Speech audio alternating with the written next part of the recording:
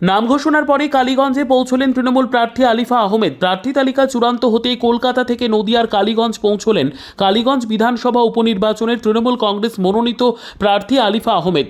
নদিয়ায় ঢুকে প্রথমে তিনি ধুবুলিয়ায় তৃণমূল কংগ্রেসের দলীয় কার্যালয়ে রাজ্যের মন্ত্রী তথা কৃষ্ণনগর দক্ষিণ বিধানসভা কেন্দ্রের বিধায়ক উজ্জ্বল বিশ্বাসের সাথে দেখা করেন।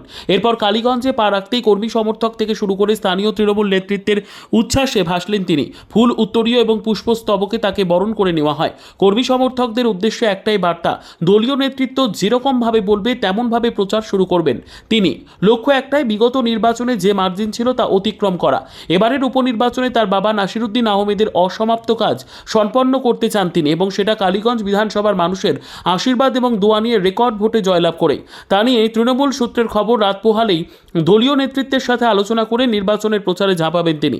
ইতিমধ্যেই সোশ্যাল মিডিয়ায় তাকে শুভেচ্ছা জানিয়েছে বিভিন্ন ব্লকের কর্মী সমর্থক থেকে শুরু করে তৃণমূল নেতৃত্ব সকলেই। যে মমতা ব্যানার্জির আশীর্বাদ জন্য প্রার্থী এবং অভিষেক ব্যানার্জি এবং মোহাম্মদের আশীর্বাদ জন্য প্রার্থী আলিফা আহমেদ আপনাদের সামনে কিছু বক্তব্য বলবেন। এক কথা, তারপর আমাদের একটা মিটিং আছে, সেই মিটিংয়ে আমাদের কর্মীরা অপেক্ষা করবে, সেটা আমরা জানাবো।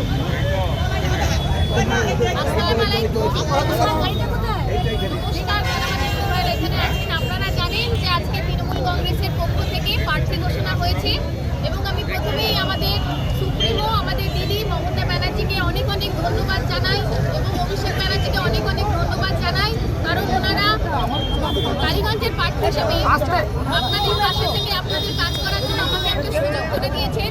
আমি তাদেরকে ধন্যবাদ জানাই। আজ এখানে কালীগঞ্জ ব্লক তৃণমূল কংগ্রেসের সাংগঠনিক পদে যারা আছেন ওনারা আমাকে যে শুভেচ্ছা জানালেন, সেজন্য আমি ওনাদেরকে অনেক অনেক